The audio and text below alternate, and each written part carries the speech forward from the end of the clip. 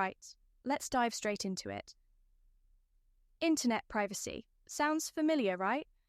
But when we really dig in, it's about much more than just keeping your online activity hidden.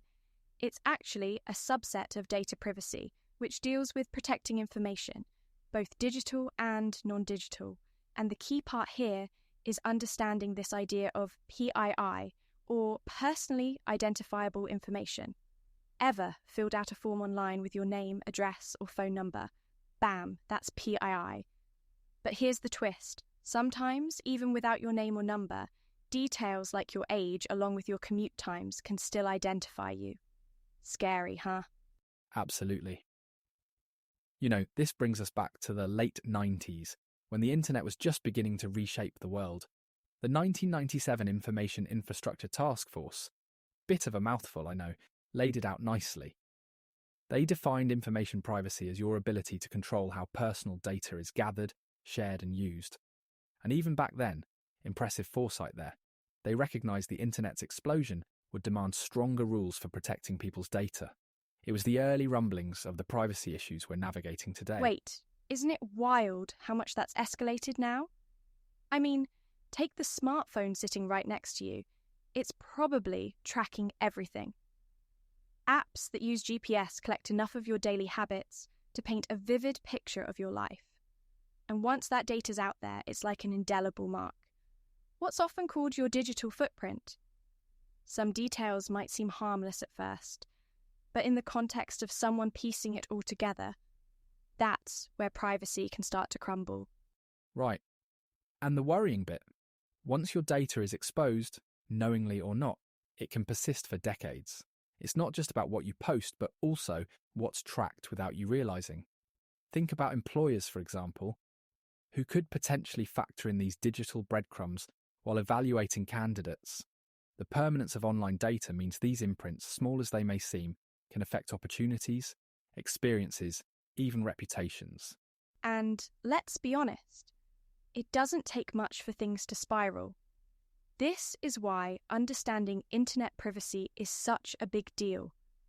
The way we think about our digital presence, the steps we take to safeguard it, and even how policymakers approach it all, they're more important than ever.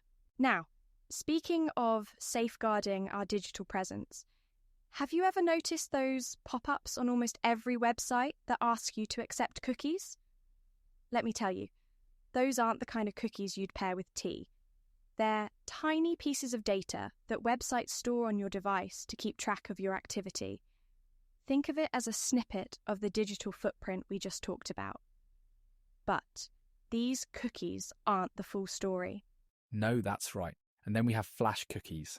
Unlike the regular ones, these are stored differently and don't go away even if you clear your browser cookies. They're sneakier, harder to find, and equally invasive. And here's where it gets a bit alarming. These technologies have paved the way for even more advanced tracking methods like device fingerprinting. Device fingerprinting. That's a fancy way of saying websites can figure out who you are based on the unique combination of your device's characteristics. Things like your operating system, browser settings, even your screen resolution. It's like leaving a digital fingerprint wherever you go online. And companies are constantly looking for new ways to track as privacy concerns grow. For instance, Google is phasing out third-party cookies and experimenting with alternatives like FLOC, short for Federated Learning of Cohorts. It's their attempt to group users into cohorts without identifying individuals. But let's be real, it's still part of that larger surveillance economy. Exactly. And while all of this is happening, other threats like phishing are lurking around. You know those emails or links that look legit but are designed to steal your data? That's phishing. Combine that with massive breaches from companies like Equifax and Facebook, and it's crystal clear how easily our privacy can be shattered. Indeed, those breaches exposed sensitive information of millions, personal details, financial data and more. It's not just a loss of privacy, it's outright exploitation, placing individuals at risk of identity theft and fraud. And the accountability? Well, let's just say that many companies still have a long way to go. And you know who gets hit the hardest? Marginalised creators.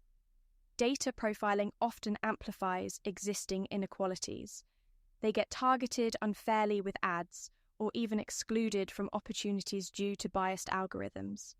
It's a harsh reality of how surveillance systems aren't just invasive, they're unequal. It's unsettling but important to understand. This isn't just a tech issue, it's a societal one. Every data trail we leave can be used for or against us. That's why knowing how these systems work is crucial. For everyone. Now, with all that we've learned about tracking and data exploitation, let's shift our focus to the efforts being made to protect our privacy. You've probably heard of the big names, like the GDPR in Europe or California's Consumer Privacy Act or CCPA. These are massive attempts to rein in how companies use and abuse our data. The GDPR, for instance, is a game changer. It's not just about putting up cookie warning banners, although there's plenty of those now, isn't there? Yes, there is much more to it than that. GDPR emphasises giving people control, like requiring explicit consent before data is collected, and companies can't just bury details in fine print anymore. It also has teeth. Violations can lead to eye-watering fines, like Google getting hit with a $50 million penalty in France. And the CCPA? That's California's answer, giving residents the right to know exactly what data companies collect and to say no to its sale. An important step, though honestly, the global enforcement still feels a bit fragmented. Absolutely. And what's shocking? Many of us click accept on those privacy notices without even reading them, don't we? Studies show that people prioritise convenience, like accessing a website quickly, over understanding how their data is used. It's like we've become numb to the risks, which, let's face it, isn't great. No, it's not. But it does raise an interesting point. If users don't care enough to check, where does that leave us? You could argue that companies have an ethical responsibility to go beyond what's legally required. Think about this. If safeguarding user data were treated as a core ethical duty, like the Hippocratic Oath for doctors, it would shift priorities in interesting ways. Oh, I love that comparison. But at the same time, where's the balance, right? I mean, these companies are profit machines, and user negligence doesn't help. Can we really expect businesses to step in and protect us when we barely seem to protect ourselves? It's frustrating, because surely it shouldn't all be on one side. Exactly. It's not so black and white. Regulation forces companies to toe the line, yes, but building user trust goes beyond compliance.